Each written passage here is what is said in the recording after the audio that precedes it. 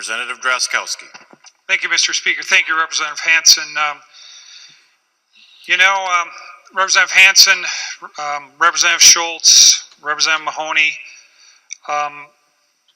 these trees are going to die. And that's the cold, hard truth.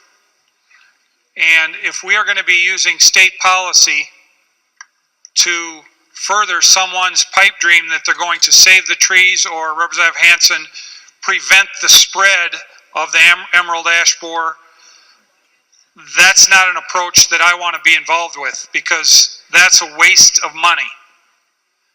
Now, if we're going to use the money to provide an education program to say, homeowners, guess what? Your tree is going to die dead. And let them know the realities of what's going to happen and how to plan around it, and maybe plant some other trees, maybe some maples, maybe some bur oaks that aren't as susceptible to oak wilt, or maybe some cottonwoods, or, certainly black walnuts are always good trees until you get as far north as the Twin Cities and Duluth.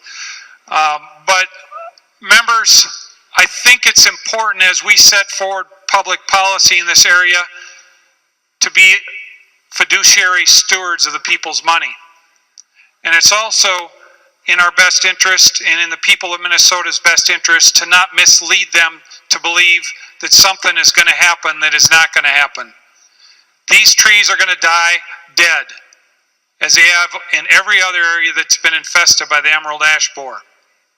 If we go out there and use millions and millions and millions of dollars of the people's money to do an injection program thinking we're going to save these trees, when all it does is prolongs their life for another few years until they die dead, we're not doing a service to the people of the state of Minnesota.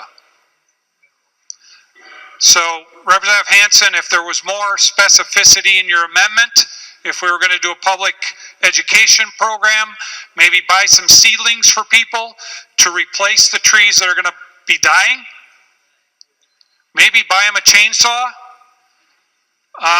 some pieces of reality, I'd support the amendment. But if we are going to go off in a la-la land belief that we're going to somehow save somebody's trees that are mature trees that are going to die dead, we're not doing them a service.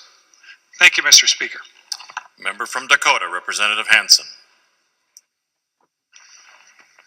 Mr. Speaker, Minnesotans, wow. So by that logic, we should have let the turkeys die because they were going to die anyway.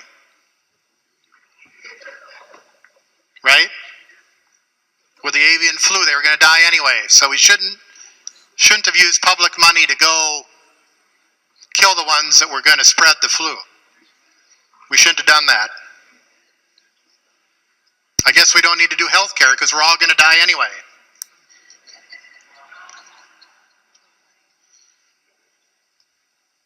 Stunning. I think there's a lot of Minnesotans that remember Dutch elm disease. Think back. Now there's plenty that don't remember the elms. And in 2 or 3 generations, they may not remember the ash.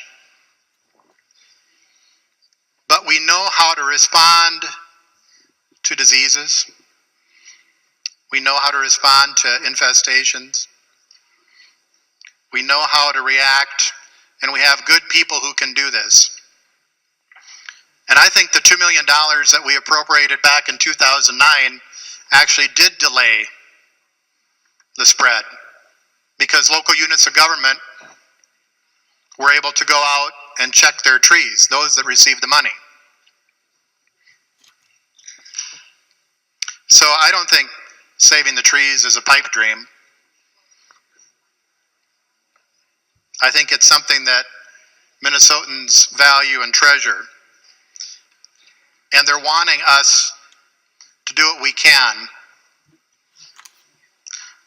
to try to protect those trees.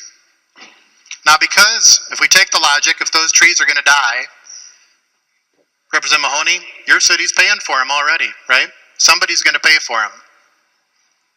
Somebody's going to pay for them to take them down.